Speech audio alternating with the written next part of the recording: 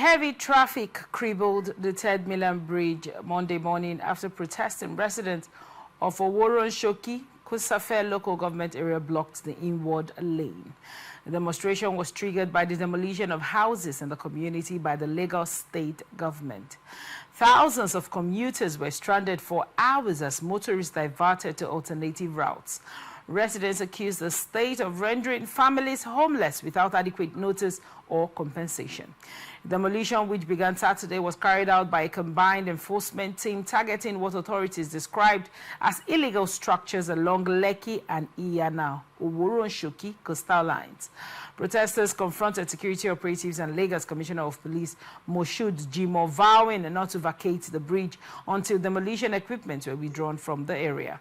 In a statement, police spokesperson Babasai Olusei said CP Jimo personally led mobile police and tactical units to engage demonstrators, de-escalate tensions, and safeguard lives. He confirmed traffic obstructions were cleared using minimal force. The command noted that while no lives were lost, commuters, including sick persons needing urgent care, were caught in standstill. Normalcy was later restored on the bridge. I don't know if you were privy to see the video of the demolitions that happened in Oworonshoki around from the weekend till Monday. I think it was still ongoing, and many residents did come out Monday morning to protest. Some people even said, "Oh, maybe it's better for government to tell us to sleep in the, to start living and sleeping on the Third Mainland Bridge as opposed to breaking down our houses." Let me get your thoughts on this report. Now, my challenge is, if you look at the Lagos structure, for instance, the original Lagos, for instance, right, you may be surprised to know that maybe those buildings are really big illegal structures. Okay. But the challenge I have here is that even in the city now where we are, there is no house that is built that doesn't get approval from the government or the agency in charge of approval. Right. Now, the problem now is these same agencies know that this is an illegal. They will collect money from the back door and will allow this person to build. And when the person has paid this bill, 1 year after, 2 years after, the government now wakes up to say, "Oh, we want to do the right thing." Now, my issue is not about but if you have the people at heart, you can just wake up in somebody's house and you believe that these people had permissions to do this. So what do? You should work out a compensation plan first before demolition. But they said these are illegal structures.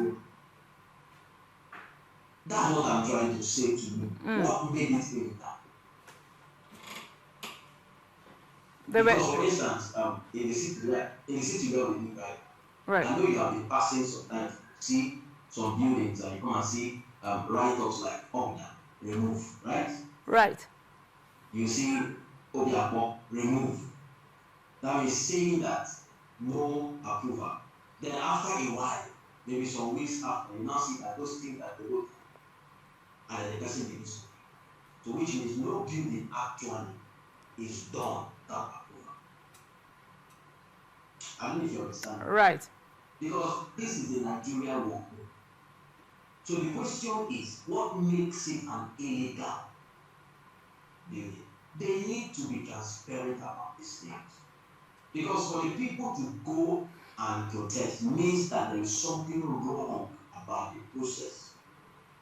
Nigerians, we are not animals. We are not animals. We are not fools.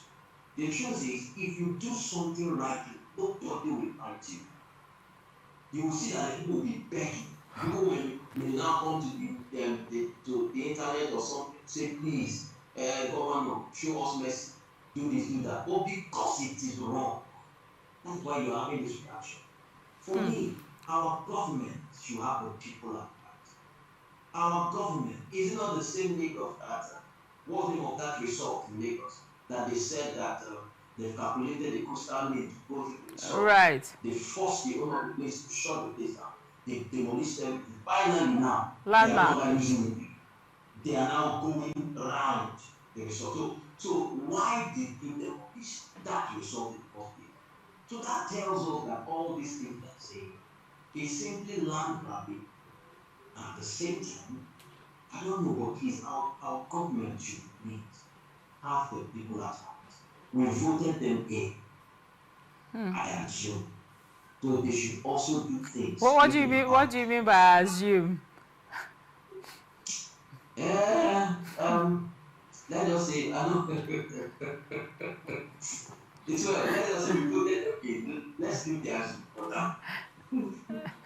Very well. Now, when I did see the videos of people, and there's a lady I actually purchased things from her store I used to purchase a few years ago. I haven't purchased in a while.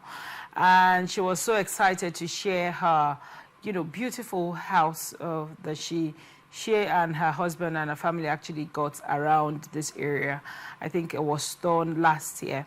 It was such a sad thing for me to see this house being brought down by during this said demolition. My question with this is or something that that came to mind now. It's been said that these structures are illegal, but now a house doesn't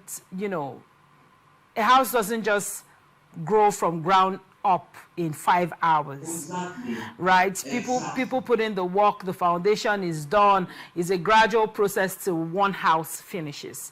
Now, she had a really massive looking house, and I'm sure, 7 months said you're very wealthy enough to be putting in all that money into that, to 2 years. For some people, it even takes up to 3 years to finish, their houses. Right?